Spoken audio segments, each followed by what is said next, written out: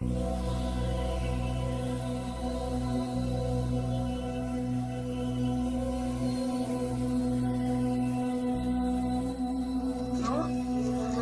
इतना छोटा गया, तू पढ़ से पढ़, मैं तुझे चाहे तू स्कूल भी कर लेना।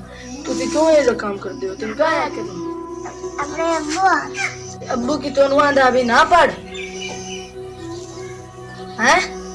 मैं तेरे अब्बू ना गल कर संगया, तेरे अब्बू ने मैं आख संगया बे तू क्यों ना अपने तेरे अब्बू की दे घर बता। चलो ठीक है, मैं तेन और पैसे दू देना ते आए ए दिया तो शह नहीं खानी ते मैं शह कर वखरे देसा। ए नशिया ने बताई तो की करना, तो कापियां लेनी है, ठीक है? कापियां तो मैं तेन बैग वगैरह ले दे, ठीक है? वर्दी शर्दी खड़े हो ला उतर खलो।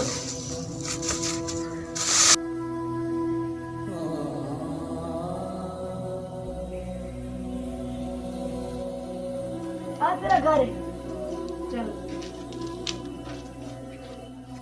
आ तेरा पूछ चाचू उतार जीवो उतार जीवो चाचू तुझे हमें बोल रोने पड़ेंगे। गरीब बंदे हैं, मजदूर बंदे हैं, उन्हें से की करिए। मेरे को अपनी दवाइयां जोगी पैसे कोई नहीं, मैं अपने पोत नूं किवें पढ़ावां। अल्लाह करे किसी दे हाथ लग जावे, किसी अमीर बंदे दे ओ इन पढ़ावे चा। छोटे जड़ा छोटा बच्चा है नंदी जिम्मेदारी मैं लेना, मैं इन्हें पढ़ाईसा, ठीक है? ये तो तुसी भी ना अपनी मजदूरी वगैरह करो, मैं सन एक दुकान पा दे अपने अब्बू नूं आख के तुसी अगर करना है तो इन मैं ना हुण बैग शैग लैके ए मैं स्कूल गलदा दुकान करवाने वाली तुहानू बना के दिखा, ठीक है जी? अल्लाह हाफिज। इस बच्चे नूं कल ला तू स्कूल गलना है, ठीक है? अल्लाह हाफिज।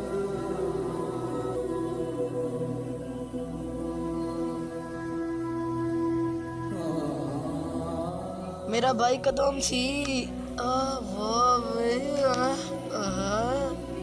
बड़ा तैयार है, मैं तेनों ने मैं स्कूल भी छड़ जाऊंगा। वाह भाई वाह, इतना हीरो बनया बंदा है, बहुत अच्छे आप लग रहे हैं। वाह वाह वाह, मेरा भाई बहुत अच्छा लग रहा है, बहुत ही अच्छे हैं।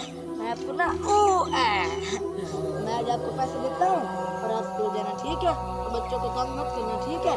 हाँ, ये ले पैसे, ये अपने हाथ में रखना, ठीक है? 20 रुपए हैं। चलो ठीक है, अब हम जाते हैं, ठीक है? सिर्फ इबादत वो नहीं होती जो अल्लाह की जाती है, इबादत गरीबों की मदद कर भी की जाती है। अस्सलामु अलैकुम।